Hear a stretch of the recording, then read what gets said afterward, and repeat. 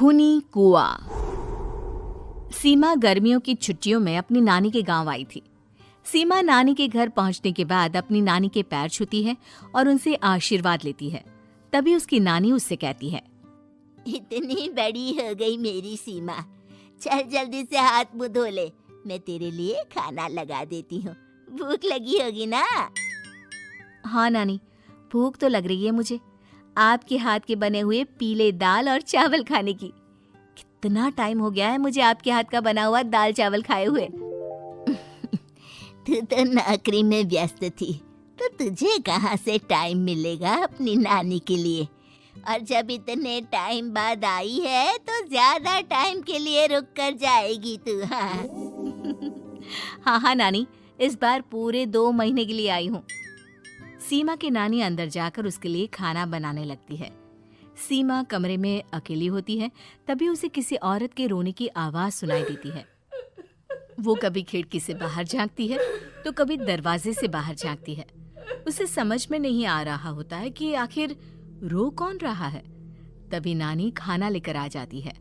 वो अपनी नानी से कहती है, नानी, कोई औरत रो रही है क्या? मैं जब से यहाँ आई हूँ तब से मुझे यहाँ किसी औरत की रोने की आवाज आ रही है। हे भगवान, कहीं ये वही तो नहीं? बोलो ना नानी। अरे कोई नहीं रो रहा, ये तेरे मन का वहम है। और तू ना अब खाना खा ले, ज्यादा यहाँ वहाँ की बातों में ध्यान मत दिया कर। जल्दी से खाना खा और फिर मेरे साथ आ जा मेरे कमरे में, दोनों बैठकर खूब सारी बातें करेंगे। ऐसे ही अगले दिन सीमा अपनी नानी के साथ गांव के बाजार जा रही होती है। उसी रास्ते में फिर से किसी औरत के रोने की आवाज आती है। वो अपनी नानी से कहती है, अरे नानी, क्या सच में तुम्हें अभी भी किसी औरत की रोने की आवाज नहीं सुनाई दे रही? मुझे किसी औरत की बहुत बुरी तरीके से रोने और चीखने की आवाजें आ रही हैं।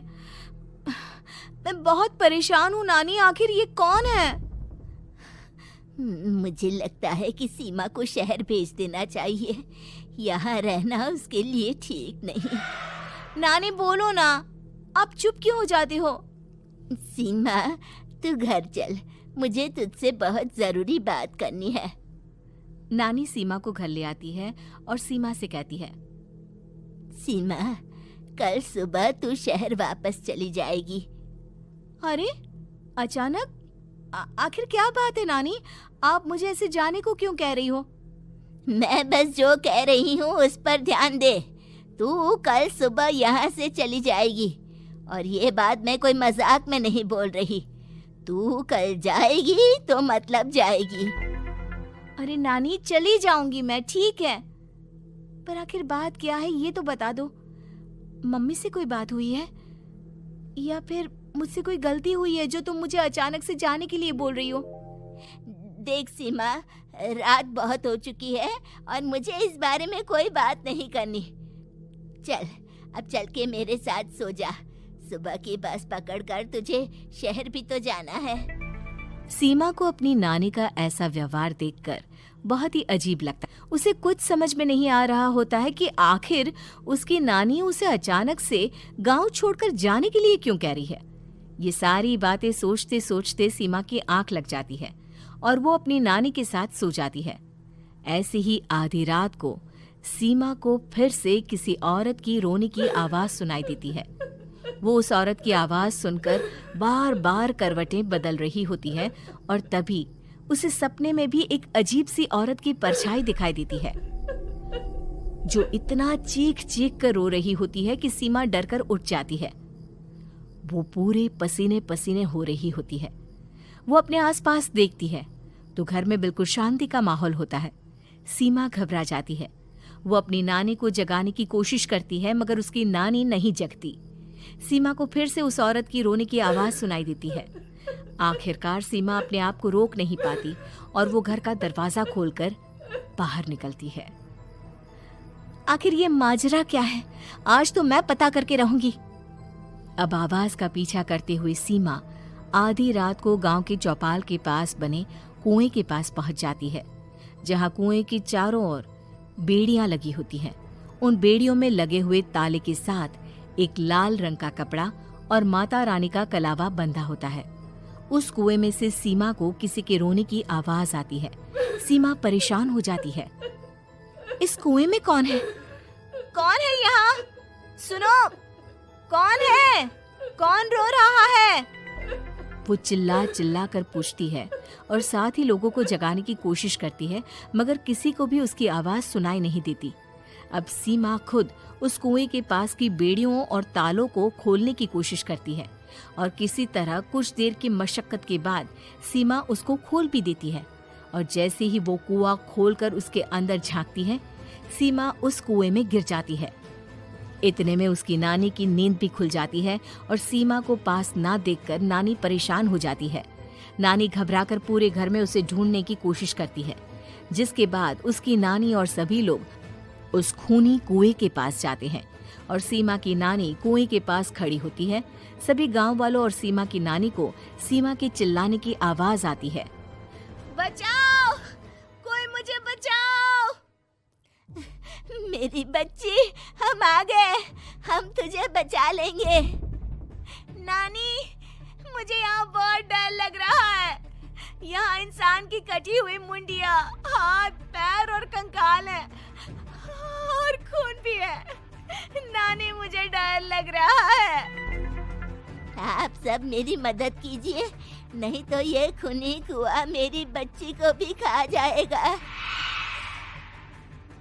अरे मुझे तो ये समझ में नहीं आ रहा कि आखिर इस खूनी कुएं को खोला किसने।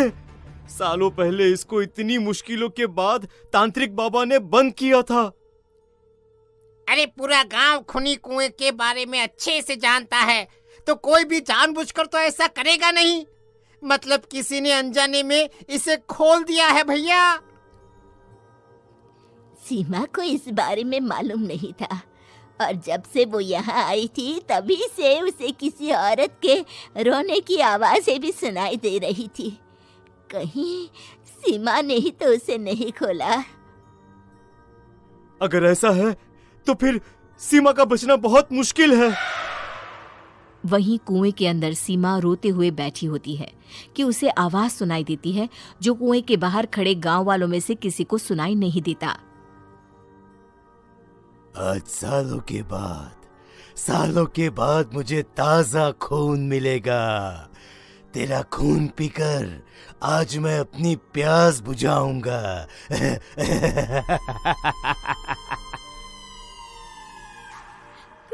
कौन है? मत मारो प्लीज, मुझे जाने दो प्लीज। मैंने किसी का क्या बिगाड़ा है? वो तुझे मरने के बाद पता चल ही जाएगा।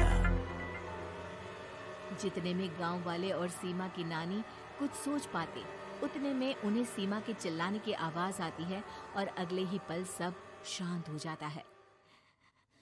क्या हुआ?